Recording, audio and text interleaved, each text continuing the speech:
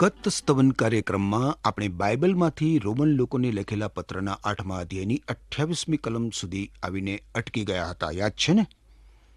હવે 28મી કલમ ઉપર વિસ્તૃત વિચાર કરવાથી આપણને કેટલો બધો પ્રકાશ મળ્યો હતો. હું માનું છું મિત્ર કે હવે આગળ ઈશ્વરના વચનો શું કહે છે એ જાણવા માટે તમે મારી જેમ જ આતુર હશો. આજે મિત્ર આપણે રોમન લોકોને લખેલા પત્રના 8મા અધ્યાયની 29 થી 39 કલમો ઉપર વિચાર કરવા માંગીએ છીએ. હવે મિત્ર રોમન લોકોને લખેલા પત્રના 8મા અધ્યાયની 29 અને 30 કલમો જુઓ. અહીં શું કહે છે પ્રેષિત પાઉલ? જેઓને ઈશ્વરે પસંદ કર્યા તેઓ તેમના પુત્રની પ્રતિમા જેવા બને એ માટે તેમને અલગ કર્યા, જેથી ઈશ્વર પુત્ર પ્રભુ ઈસુ ખ્રિસ્ત ઘણા ભાઈઓમાં સૌથી મોટા થાય. ઈશ્વરે જે લોકોને અલગ કર્યા તેઓને આમંત્રણ આપ્યું. ફક્ત આમંત્રણ આપ્યું એટલું જ નહીં, પણ પોતાની સાથે સીધા સંબંધમાં લાવ્યા. એથી વિશેષ ન્યાયી ઠરાવીને પોતાના મહિમાના ભાગીદાર કર્યા.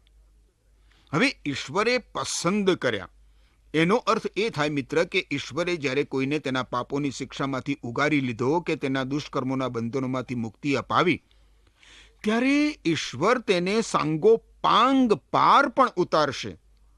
ઈશ્વરે અગાઉથી જાણ્યા પ્રમાણે લોકોની પસંદગી કરી અને ઈશ્વરે જેમને પસંદ કર્યા તેમને આમંત્રણ આપ્યું. જેને ઈશ્વરે આમંત્રણ આપ્યું તેમને ઈશ્વરે ન્યાયી ઠરાવ્યા, પુનિત પાવન ઠરાવ્યા. અને જેને ઈશ્વરે ન્યાયી ઠરાવ્યા તેમને ઈશ્વરે મહિમાવંત પણ કર્યા. બીજા શબ્દોમાં આપણે જોઈએ તો રોમનોને લખેલા પત્રનો આ વિભાગ પવિત્રીકરણને લગતો છે. પવિત્રીકરણ એ પ્રભુ ઈસુ ખ્રિસ્ત પર વિશ્વાસ કરનાર વિશ્વાસીના હૃદયમાં અને જીવનમાં થતું ઈશ્વરનું કાર્ય છે. આ ઈશ્વરનો અનંત હેતુ છે મિત્ર.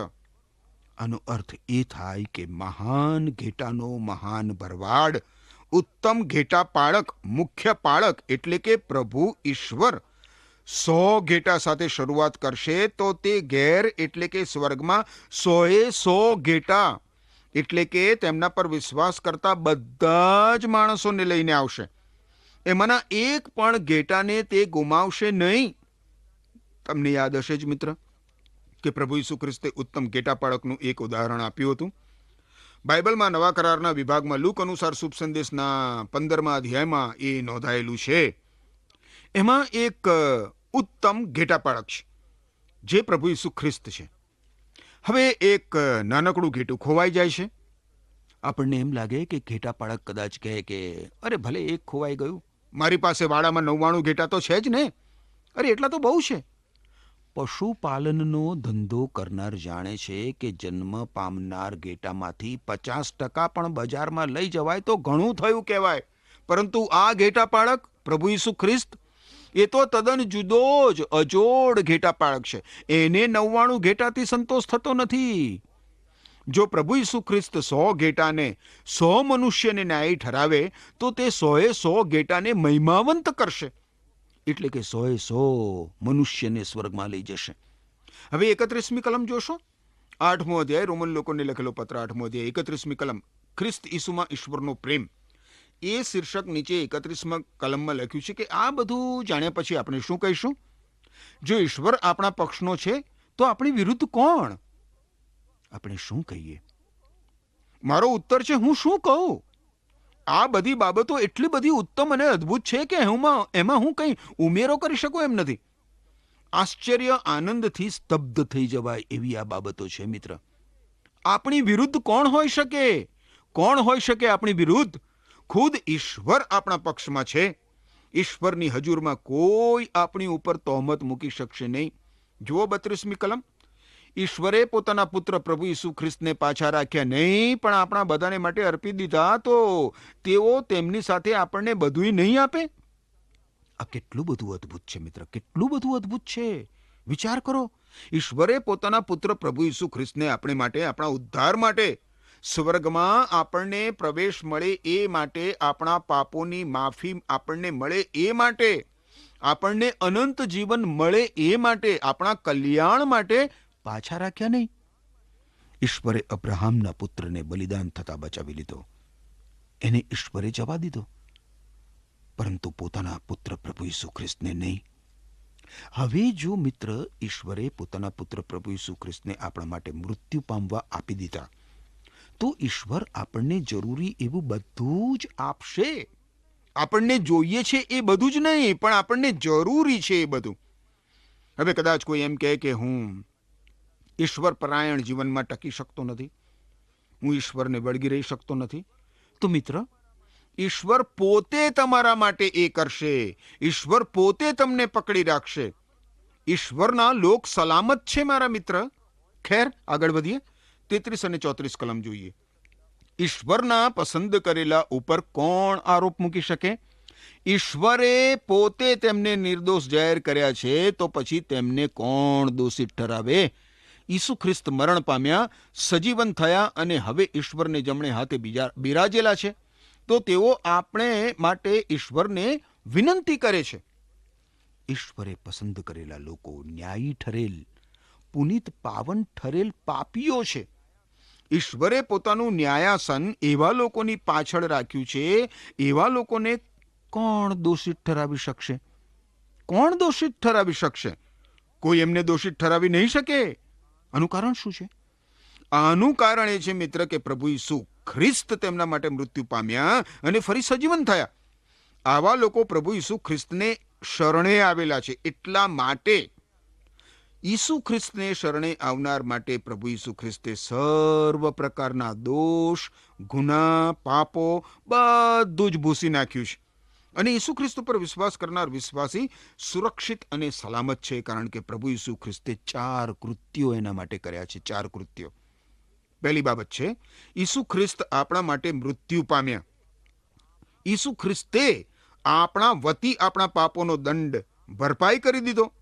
આપણને થનાર શિક્ષા આપણા વતી પ્રભુ ઈસુ ખ્રિસ્તે ભોગવી લીધી.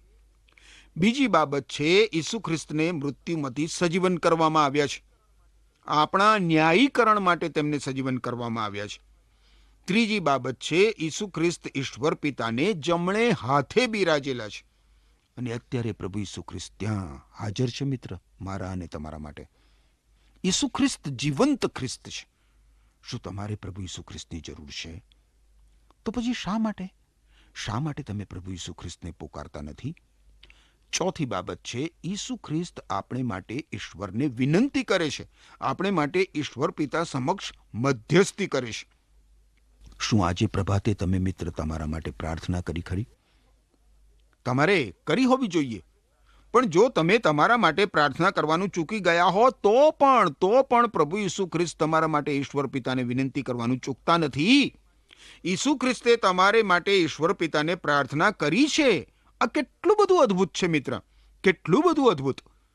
ઈસુ ખ્રિસ્તના મેં વર્ણવેલા 4 કૃત્યોને કારણે ઈશ્વરે પસંદ કરેલા લોકો પર કોઈ પણ વ્યક્તિ આરોપ મૂકી શકે એમ નથી મિત્ર. હવે 35મી કલમ જુઓ. એમાં 2 પ્રશ્નો પૂછવામાં આવ્યા છે. જુઓ 35મી કલમ. કેવા પ્રશ્ન પૂછ્યા છે અહીંયા? ઈસુ ખ્રિસ્તના પ્રેમથી આપણને કોણ અલગ પાડશે?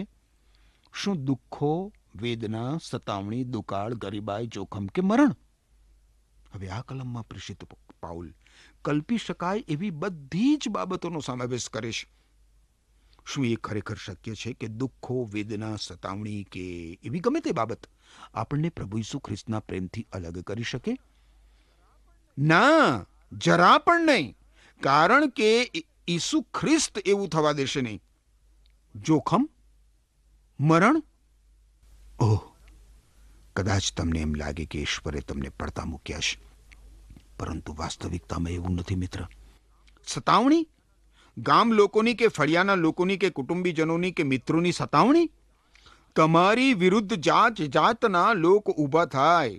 તમે પ્રભુ ઈસુ ખ્રિસ્તને શરણે આવ્યા તેથી લોકો તમારો વિરોધ કરે, તમને પજવે, તમારો બહિષ્કાર કરે, તમને રંજાડે.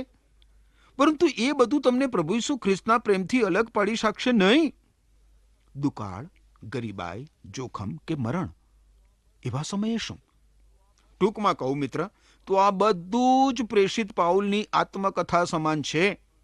પ્રેષિત પાઉલ અનુભવથી જાણે છે કે આ બધું તમને પ્રભુ ઈસુ ખ્રિસ્તના પ્રેમથી અલગ કરી શકશે નહીં. હવે 36મી કલમ તમે જુઓ. 36મી કલમ અનુસાર શાસ્ત્રમાં લખેલું છે, તમારે લીધે આખો દિવસ અમારી પર મરણનો ભય તોળાઈ રહ્યો છે. અમને તો કપાવાના ઘેટા જેવા ગણવામાં આવે છે. અમને તો કપાવાના ઘેટા જેવા ગણવામાં આવે છે. હવે આ કલમમાં ગીતશાસ્ત્રના પુસ્તકના 44મા અધ્યાયની 22મી કલમ ટાંકવામાં આવી છે. મિત્ર, તમે બાઇબલમાં જૂના કરારના વિભાગમાં જુઓ, ગીતશાસ્ત્રનું પુસ્તક 44મો અધ્યાય 22મી કલમ, ત્યાં લખ્યું છે, મારે લીધે, તારે લીધે, તારે લીધે અમે આખો દિવસ માર્યા જઈએ છીએ. કાપવાના ઘેટાના જેવા અમને ગણવામાં આવે છે.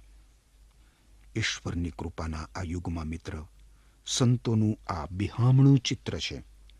હું માનું છું મિત્ર કે આ સમયમાં પણ, આ યુગમાં પણ ઈશ્વરના બાળક પ્રત્યે શૈતાનની પદ્ધતિનું આવું વલણ છે. પ્રભુ ઈસુ ખ્રિસ્તની મંડળીનો ઇતિહાસ પણ એ જ ચિત્ર રજૂ કરે છે. મિત્ર, જો તમે મિત્ર ઈશ્વરના પક્ષે ઊભા રહેશો તો તમારે તેની કશીક કિંમત ચૂકવવી જ પડશે. તમારે સહન કરવું પડશે. અને મિત્ર, આપણા આ વર્તમાન સમયમાં ઈશ્વરના કેટલાક સંતોની જે દશા કરવામાં આવે છે તે પણ ભારે હૃદયદ્રાવક દ્રશ્ય હોય છે. પરંતુ આ બાબત પણ, આવી પરિસ્થિતિમાં પણ આપણને ઈશ્વરના પ્રેમથી અલગ પાડી શકશે નહીં. આપણું જે થાય તે, આપણે જ્યાં હોઈએ ત્યાં, જે પરિસ્થિતિમાં આવી પડીએ તે પરિસ્થિતિમાં ઈશ્વરના પ્રેમથી આપણને કદી જ અલગ પાડી શકવામાં આવશે નહીં. દુઃખો અને વેદના એ બધાએ આપણને ઈશ્વરથી દૂર કરી દેવા ના જોઈએ, પણ ઈશ્વરના પક્ષમાં ઊભા રહેવા અને ઈશ્વરના માર્ગમાં આગળ વધવા, આ બધી બાબતો આપણા પગ મજબૂત કરવા જોઈએ. હવે જુઓ 37મી કલમ શું કહે છે? રોમન લોકોને લખેલો પત્ર 8મો અધ્યાય 37મી કલમ કહે છે કે ના, એ બધી જ બાબતોમાં જેમણે આપણા ઉપર પ્રેમ કર્યો તેમની મારફતે આપણે સંપૂર્ણ વિજયમાન બનીએ છીએ. કપાવાનું ઘેટું કઈ રીતે સંપૂર્ણ વિજયવાન હોઈ શકે મિત્ર? ઈસુ ખ્રિસ્ત પરના વિશ્વાસનું આ એક બીજું આશ્ચર્યજનક સત્ય છે. સંપૂર્ણ વિજયવાન બનવું એટલે શું? એનો અર્થ એ થાય કે આપણે માટે વિજય પ્રાપ્ત કરનાર અને જે કદી જ આપણી હાર થવા ના દે એવા પ્રભુ ઈસુ ખ્રિસ્તની સહાય મેળવવી. વિજય પ્રભુ ઈસુ ખ્રિસ્તનો છે મિત્ર. આપણે આપણી જાતે વિજય મેળવી નથી શકતા. આપણા વતી પ્રભુ ઈસુ ખ્રિસ્ત વિજય મેળવે છે. વિજયી જીવન જીવવાની શક્તિ મનુષ્યની પાસે નથી, માત્ર પ્રભુ ઈસુ ખ્રિસ્તની પાસે છે. પ્રભુ ઈસુ ખ્રિસ્ત દ્વારા આપણને વિજયી જીવન મળે છે મિત્ર. હવે મિત્ર, આપણે રોમન લોકોને લખેલા પત્રના 8મા અધ્યાયની છેલ્લી 2 કલમો જોઈએ, એટલે કે 38 અને 39 કલમો.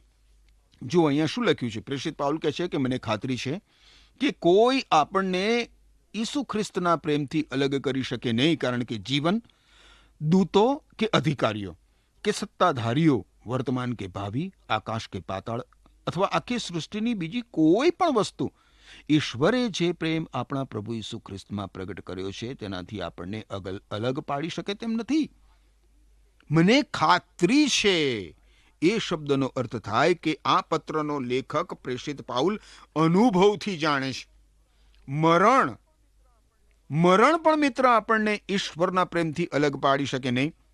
હકીકતમાં તો મરણ આપણને ઈશ્વરની હજુરમાં લઈ જશે.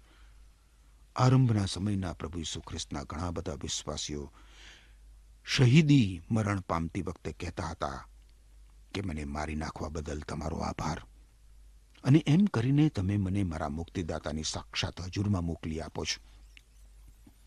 જીવન વિશે વિચારીએ ને મિત્ર, તો ઘણી બધી વાર મૃત્યુનો સામનો કરવા, જીવનનો સામનો કરવો વધારે મુશ્કેલ હોય છે. પરંતુ જીવનની કસોટીઓ, જીવનની નિષ્ફળતાઓ, જીવનની હતાશાઓ, જીવનની અનિશ્ચિતતાઓ અને જીવનના દુઃખો તથા વેદના પ્રભુ ઈસુ ખ્રિસ્તમાં ઉપલબ્ધ ઈશ્વરના પ્રેમથી આપણને ક્યારે વિખટા પાડી શકશે નહીં. 38 અને 39 કલમોમાં દૂતોની પણ વાત કરવામાં આવી છે. મને લાગે છે મિત્ર કે પ્રેષિત પાઉલ અહીંયા પતિત થયેલા દૂતોની વાતો કરે છે. અધિકારીઓ અને સત્તાધારીઓ ઈસુ ખ્રિસ્ત પર વિશ્વાસ કરતી વ્યક્તિના આત્મિક દુશ્મનો છે. એફએસી લોકોને લખેલા પત્રના 6 અધ્યાયની 12મી કલમ તમે જોજો. હવે વર્તમાન કે ભાવિ એ શબ્દો પરિસ્થિતિ અને સંજોગો દર્શાવે છે. આકાશ કે પાતાળ વર્તમાન અને અવકાશ યુગની વાત કરે છે. સૃષ્ટિની બીજી કોઈ પણ વસ્તુ આમાં તમારે ઉમેરવું હોય એ તમે ઉમેરી શકો છો મિત્ર. સાચે જ મિત્ર, કાંઈ કહેતા કાંઈ પણ ઈસુ ખ્રિસ્તમાં આપણી માટે પ્રદર્શિત થયેલા ઈશ્વરના પ્રેમથી આપણને છૂટા પાડી શકે એમ નથી. મારા મિત્ર, પાપોની શિક્ષામાંથી મુક્તિ, દુષ્કર્મોના બંધનોમાંથી છુટકારો એ તો એક પ્રેમ કથા છે. આપણે ઈશ્વરને પ્રેમ કરીએ છીએ કારણ કે પ્રથમ ઈશ્વરે આપણને પ્રેમ કર્યો. એનાથી આપણને કોઈ જ જુદા પાડી શકે એમ નથી ઈશ્વરના પ્રેમથી.